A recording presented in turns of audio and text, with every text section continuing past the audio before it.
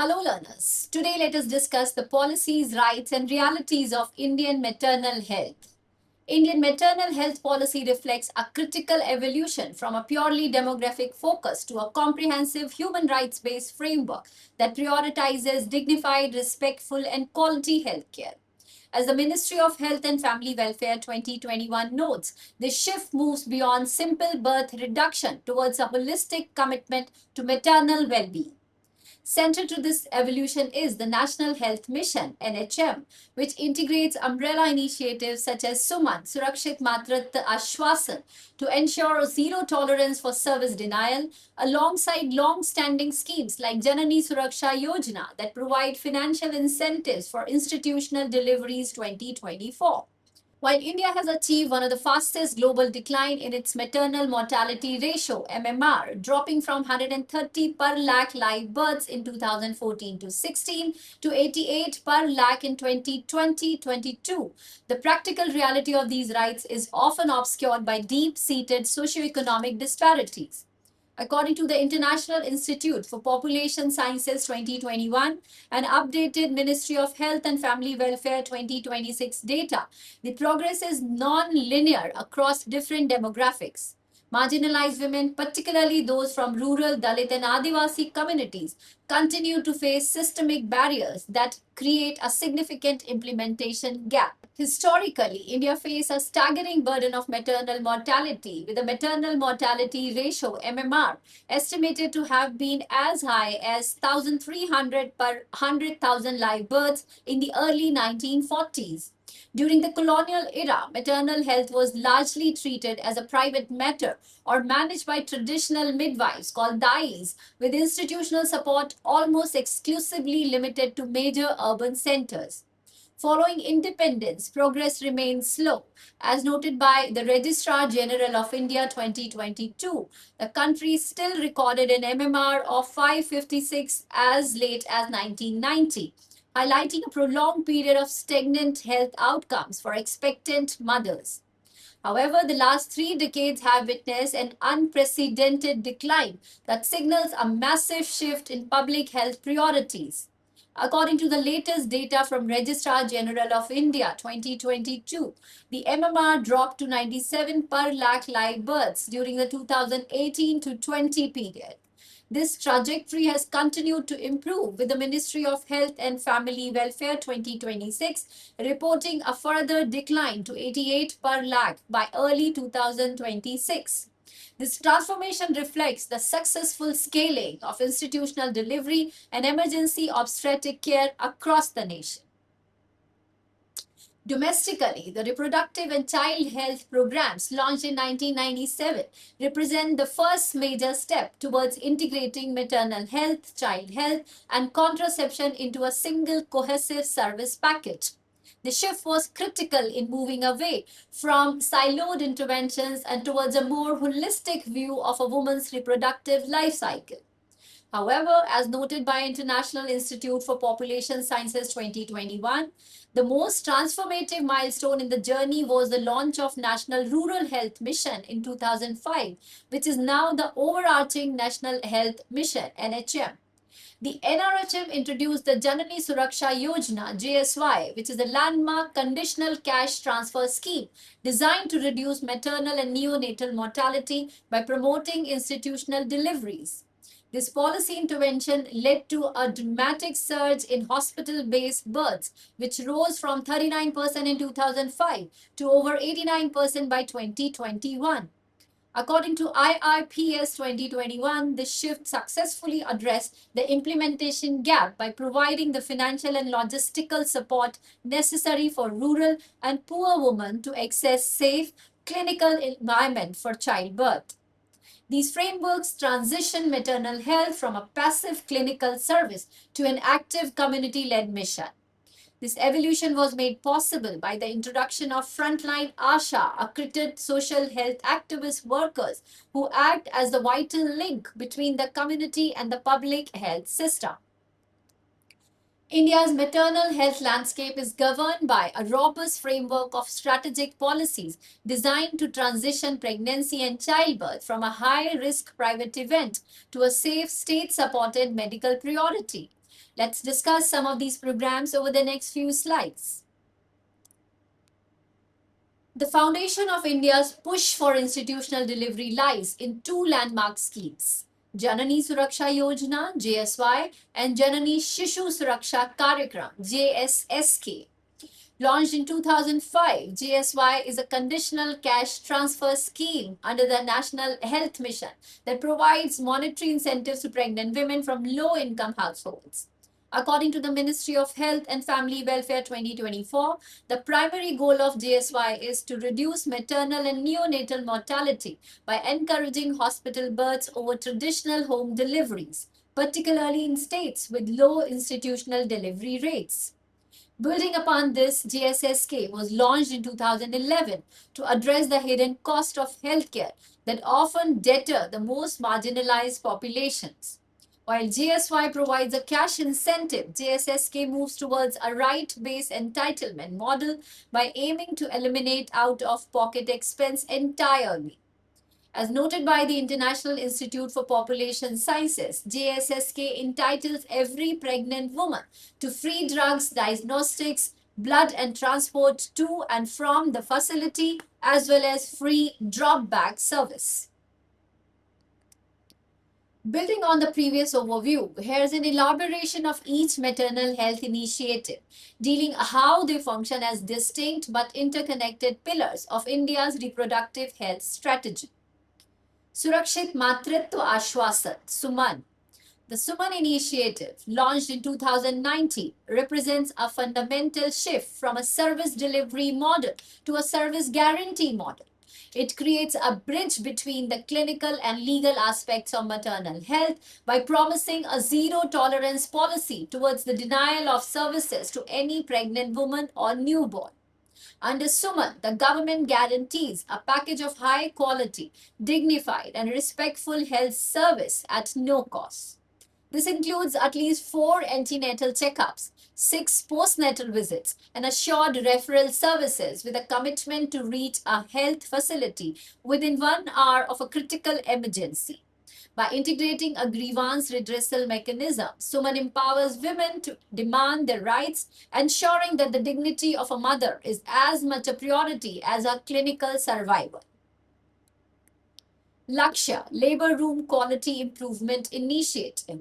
While other schemes focus on access, Lakshya focuses specifically on the intrapartum period, the critical hours of labor and delivery.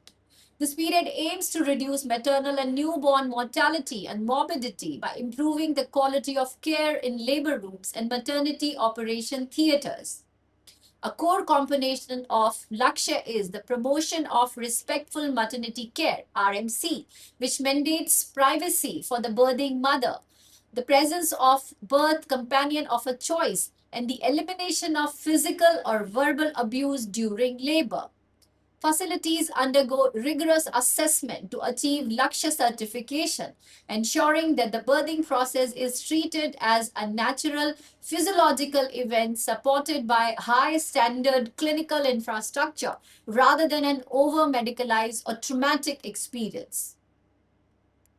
The Pradhan Mantri Matru Vandan Yojana (PMMVY) is a direct benefit transfer scheme designed to provide social and nutritional security to pregnant and lactating women. Recognizing that many women in the informal sector are forced to work until the day of delivery, the scheme provides a cash incentive of Rs 5,000 for the first child and Rs 6,000 for the second child if it is a girl to compensate for wage loss.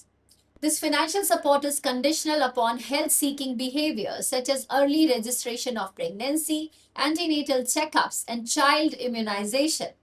By easing the financial burden on the family, PMMVY ensures that the mother can prioritize rest and nutrition, directly addressing the socio-economic subordination trap that often leads to low birth weight and maternal anemia. The next initiative is the Midwifery Initiative, Nurse Practitioner Midwives. The Midwifery Initiative marks a radical departure from the traditional doctor-led obstetric model by introducing a dedicated cadre of nurse practitioner midwives, NPMs. This initiative follows international standard to provide midwifery-led care units, MLCUs, where low-risk pregnant women are managed by specialized midwives rather than surgeons. The goal is to humanize childbirth by reducing unnecessary medical interventions such as elective C-sections or episiotomies and providing continuous emotional and physical support. By allowing obstetrics to focus on high risk complications while midwives handle natural births, the initiative fosters total bodily sovereignty, ensuring that the women have compassionate, person centered birthing experience that respects their autonomy and physiological pace. The successful implementation of India's maternal health policies depends on a highly coordinated, tiered system of frontline health workers who bridge the gap between rural households and formal medical facilities. At the grassroots level, the accredited social health activist, ASHA, acts as a primary community link. Her role is multifaceted. She identifies pregnant women in a village, provides basic counseling on nutrition and birth preparedness, and physically escorts them to health centers for delivery. By ensuring that families receive the cash incentive and free entitlement of JSY and JSSK, the ASHA demystifies the bureaucratic process and builds the trust necessary to shift traditional mindset away from high-risk home births. In contrast, the auxiliary nurse midwife (ANM) provides the essential clinical bridge at the health subcenter level. While the ASHA is the community volunteer, the ANM is a trained health professional responsible for the technical aspect of maternal care. She conducts regular antenatal care checkups, performs immunization, and monitors critical pregnancy milestones to identify potential complications early. As noted by Santhya 2003, the synergy between the ASHA's community mobilization and the ANM's clinical oversight is what creates a functional continuum of care for the mother and child. The legal and human right dimensions of maternal health in India represents a transformative shift from viewing pregnancy care as a discretionary welfare benefit to recognizing it as a non-negotiable constitutional entitlement. Let's explore these dimensions in more detail. In the Indian legal system, maternal health is not merely a policy obligation but is anchored in the right to life under Article 21 of the Constitution. While the text of the Constitution does not explicitly mention maternal health, the Supreme Court of India has consistently interpreted the right to life as a guarantee of a dignified existence, which necessitates the right to health and, by extension, the right to safe reproductive care. As highlighted by the International Journal of Medical Research 2023, this judicial activism has transformed maternal survival from a private medical concern into a protected fundamental right. Furthermore, Article 42 of the Directive Principles of State Policy provides a specific mandate explicitly directing the state to make provisions for just and humane conditions of work and for maternity relief. Although directive principles are not directly enforceable in the court of law like fundamental rights, they serve as a guiding constitutional baseline for all maternal welfare legislation and schemes. This ensures that the state has a proactive duty to build the infrastructure necessary for safe motherhood, aligning domestic governance with the moral and legal requirements of social justice. The landmark judgment in Lakshmi Mandal versus Deen Dayal Harinagar Hospital 2010 stands as a watershed moment in Indian jurisprudence, fundamentally redefining the relationship between the state and the birthing person. In this case, the Delhi High Court issued a revolutionary declaration: no woman should die during childbirth, by recognizing maternal mortality not merely as a clinical failure but as a violation of fundamental human rights. The court elevated the status of pregnant women from passive beneficiaries of government aid to active claimants of constitutional protection. The court specifically ruled that the failure of the state to provide basic maternal health entitlements, such as those promised under the Janani Suraksha Yojana and Janani Shishu Suraksha Karyakram, constitute a direct breach of the constitutional right to life, Article 21. As noted by Santhya 2003 and Williams 2014, this ruling was transformative because it shifted maternal health from a program based incentive or a matter of administrative discretion to judicially enforceable rights. This created a legal pathway for citizens to hold the government and public hospitals accountable for systemic negligence, poor referral systems, or the denial of life saving emergency obstetric care. India's domestic legal obligations are significantly reinforced by its commitment to international human rights treaties, creating a dual layer of accountability. As a signatory to the Convention on the Elimination of All Forms of Discrimination Against Women, CEDAW, India is legally bound to ensure that women have access to appropriate services in connection with pregnancy, childbirth, and postnatal period. According to UNFPA India 2024, this international commitment mandates that the state move beyond providing basic care towards ensuring a standard of health that is equitable and non-discriminatory. Furthermore, the World Health Organization and the United Nations Population Fund UNFPA have established respectful maternity care RMC as a global gold standard. India has proactively integrated these standards into its national policy framework through the Lakshya and Suman initiatives. These international benchmarks demand that maternal care must be provided with dignity, ensuring privacy and informed consent while remaining free from coercion or physical and verbal abuse. As noted by Ministry of Health and Family Welfare 2021, the adoption of RMC marks a shift from purely clinical focus to one that prioritizes the psychological and social well-being of the birthing person. The legal dimension of maternal health in India reaches its most practical application in the specific right to safe delivery and the guaranteed access to emergency obstetric care EMOC. Under the Surakshit Matritva Ashwasan Suman scheme, the Indian government has transitioned from a traditional provider-based model to a service guarantee model. As noted by the Ministry of Health and Family Welfare 2024, this framework ensured that pregnant women possess a legal entitlement to zero expense care and immediate medical attention for any complication. This is just not a clinical preference, it is a mandate right to a clean birthing environment, skilled birth attendant, and life-saving interventions like blood transfusion without any administrative delay. Guaranteed schemes are denied, a phenomenon increasingly categorized as obstetric violence or service refusal. It triggers direct legal liability for the healthcare provider and the institution. According to the International Journal of Medical Research 2023, this legal accountability is designed to dismantle the systemic apathy that often plague public health facilities. By framing service denial as a legal breach rather than a mere resource shortage, the state aims to protect the most vulnerable from the subordination trap, where a woman's socioeconomic status might otherwise dictate the speed and quality of her medical care. India's maternal health system is currently defined by a sharp clinical divide that manifests as two extremes of care. In private sector urban hospitals, there's a rising trend of over-medicalization, most notably seen in the skyrocketing rates of C-sections. While the World Health Organization recommends a C-section rate of 10 to 15%, several Indian states report rates exceeding 40 to 50% in private facilities.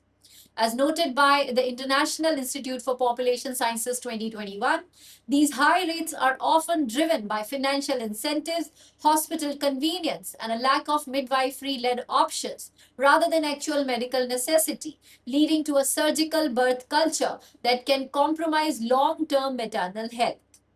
Conversely, in public health centers within rural and high-focus states, women frequently face the opposite extreme, systemic neglect.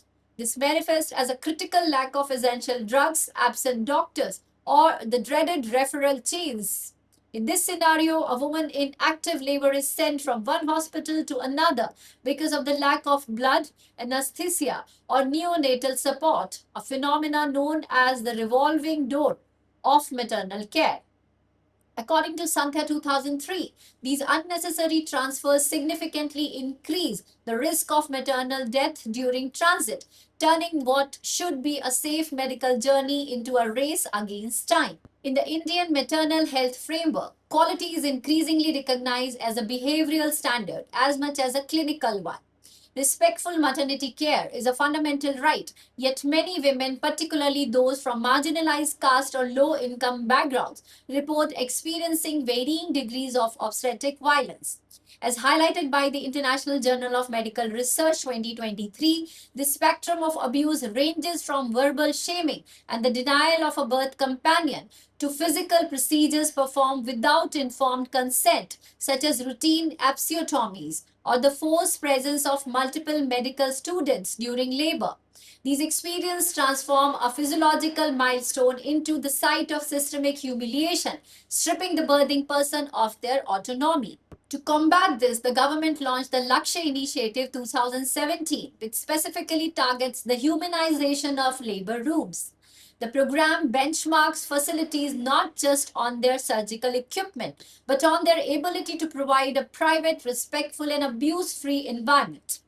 According to Ministry of Health and Family Welfare 2021, a lack of dignity in care is more than just a physiological trauma. It acts as a powerful deterrent that prevents women from seeking institutional care for future pregnancies.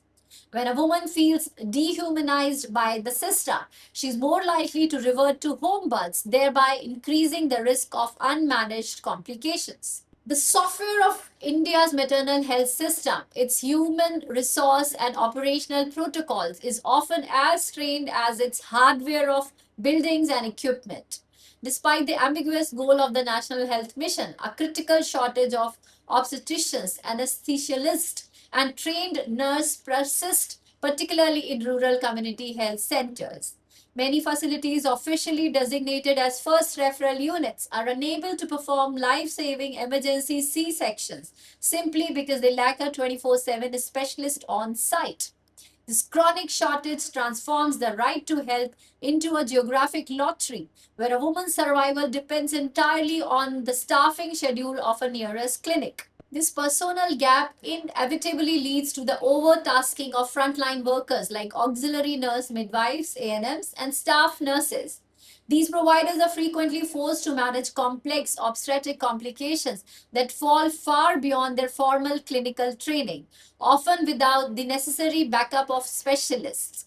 As noted by the International Institute of Population Sciences 2021, this reliance on overstretched staff creates a high-risk environment where errors are more likely to occur. The situation is further complicated by systemic challenges such as ghost attendance, where staff remains on the payroll but are chronically absent from their post, leaving the most vulnerable populations without even basic skilled birth attendance. Technological innovations is fundamentally reshape the environment of the labor room, moving beyond traditional observation towards data-driven safety. A key driver of this shift is the transition from paper-based monitoring to e-partograph. These digital tools allow for real-time data entry of a woman's labor progress, providing automated alerts the moment labor becomes obstructed or fetal distress is detected. As noted by the Ministry of Health and Family Welfare 2021, the e-partograph acts as a critical safeguard against clinical neglect, ensuring that healthcare providers move from passive observations to active, timely intervention and referral. Parallel to these clinical tools, the public health system has formalized the concept of birth preparedness and complication readiness at the community level. This strategy empowers ASHA workers to act as micro planners for every pregnancy in their jurisdiction. Families are guided to pre-arrange emergency transport, identify potential blood donors within their social circles, and set aside dedicated funds for the delivery. According to the International Journal of Medical Research 2023, this systematic planning is highly effective in reducing the second and third delays reaching a facility and receiving immediate care by removing logistical and financial bottlenecks before the onset of labor. The southern models serve as a definite blueprint for the rest of India, demonstrating that high maternal survival rates are the result of sustained structural investments rather than isolated interventions. Kerala achieved its exceptionally low maternal mortality ratio compared to many developed nations through a long term commitment to high female literacy and a deeply decentralized primary healthcare network. This social foundation ensures that women possess the agency to seek care early and that the first delay is virtually eliminated through community level awareness. In contrast, Tamil Nadu is frequently cited as the gold standard for administrative will and logistical precision. The state pioneered a specialized maternal health secretariat and the 108 emergency ambulance system, which is strategically mapped to ensure that any woman in labor can reach a functional healthcare facility within a 30-minute window. As noted by the Registrar General of India 2022, this focus on the second delay reaching the facility has been a cornerstone of their success. Tamil Nadu's model proves that a state led service guarantee can overcome geographical hurdles through disciplined public engagement. The future of maternal health in India is increasingly defined by a transition from basic survival towards the achievement of thriving outcomes and comprehensive reproductive equity. As the nation aligns itself with the Sustainable Development Goal 3.1, the primary target is to reduce the national maternal mortality ratio to below 70 per 100,000 live births by 2030. According to the Ministry of Health and Family Welfare 2026, reaching this milestone requires moving beyond aggregate national data to aggressively address pockets of neglect within high priority districts where social and geographical barriers remain most stubborn. This 2030 roadmap envisioned a strategic shift from volume driven institutionalization to precision public health. In this new era, digital innovations such as AI-driven risk screening for early detection of preeclampsia and telemedicine for rural specialist consultation are integrated with a right-based framework. As noted by the International Journal of Medical Research 2023, the goal is to ensure that technological progress is tethered to respectful maternity care, guaranteeing that every woman's birthing experience is defined by dignity rather than just clinical survival. The future of maternal health policy in India is undergoing a foundational shift, moving beyond the reproductive woman as mother lens towards a more robust woman as citizen framework. Historically, public health policies have often treated pregnant women as passive recipients of clinical care, focusing primarily on fetal outcome. However, the 2030 vision for reproductive equity demands an inclusive design that accounts for the diverse realities of all birthing persons, including adolescent mothers, unmarried women, and the LGBTQIA community. As Singhal et al. 2023 argue, true progress requires a system that recognizes the unique social vulnerabilities and specific medical needs of these often overlooked groups. A gender sensitive policy also necessitates addressing the patriarchal barrier by strategically involving men as active, informed partners in maternal health. The challenge lies in fostering male participation, such as during antenatal checkups and birth preparedness, without compromising the woman's fundamental autonomy or decision making power. This balanced approach aims to dismantle the subordination trap, where a woman's health is often sidelined by household dynamics and instead creates a supportive domestic environment that prioritizes maternal well being as a shared responsibility. The traditional siloed approach to maternal health, which focuses almost exclusively on the clinical moment of birth, is no longer sufficient for achieving long term health equity. The 2030 roadmap instead envisions a life cycle approach where maternal health is fully integrated with sexual and reproductive health and rights. This paradigm shift means that maternal health clinics are transformed into comprehensive hubs, providing contraception, safe abortion services, and STI management. According to UNFPA India 2024, this integration ensures that a woman's contact with the healthcare system is not a one-time event, but a continuous relationship that supports her health needs from adolescence through her reproductive years.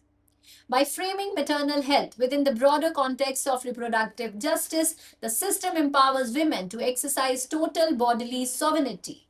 When women have the agency and the means to plan their pregnancy, their psychological risks associated with closely spaced birth and the danger of unsafe abortion are drastically reduced.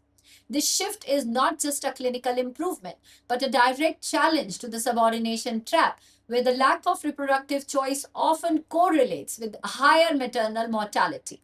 As noted by the International Institute for Population Sciences 2021, this integrated model is essential for maintaining replacement level fertility while simultaneously protecting the life and dignity of the mother. The final component of the 2030 roadmap is the democratization of health data, shifting the power of oversight from centralized bureaucracies to the hands of the people.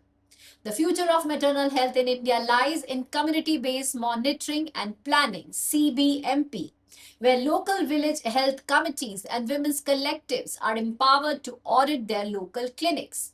This model replaces traditional top-down targets with a group-up accountability framework. By using digital tools, ASHA workers and community leaders can report service gaps, staff absenteeism, or drug stock out in real time, ensuring that the implementation gap is identified and addressed as it happens. This democratization ensures that advocacy in 2030 is led by those most affected by systemic failure.